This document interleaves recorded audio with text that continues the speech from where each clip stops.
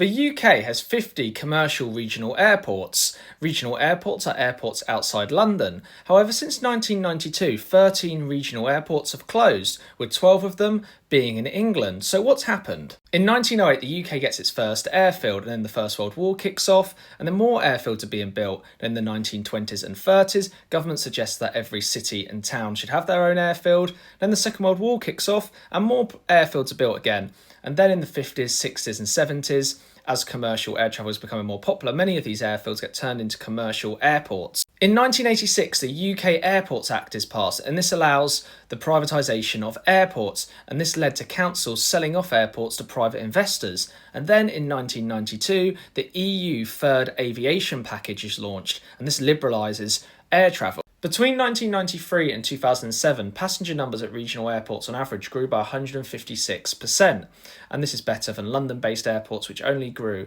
111% during this period. And the reason for this large growth in regional airports was because of low-cost airlines, such as EasyJet and Ryanair, using basically regional airports. In 2008, the financial crisis hit, and this impacted regional airports massively. Regional airports tend to be dependent on 3 to 5 different airlines, and if one leaves, this can greatly impact the cash flow of regional airports. And this is what happened to Coventry in 2008 when Wizz Air and Thompson Fly both left Coventry, and this meant that Coventry could not stay open. However, Coventry now is used as a training facility and for cargo.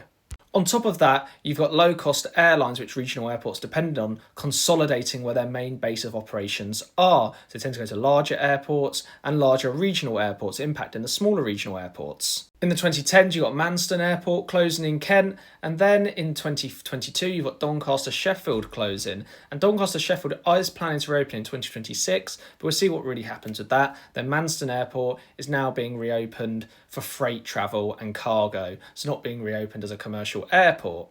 And in the last 20 years, we've seen a lot of regional airports around London trying to rebrand themselves to attract more airlines and customers. By, for example, London Southend. Southend's not in London. And then you've obviously got London Luton. Luton's its own place again. And you've got a lot of these places around London putting the word London in to try and attract more passengers.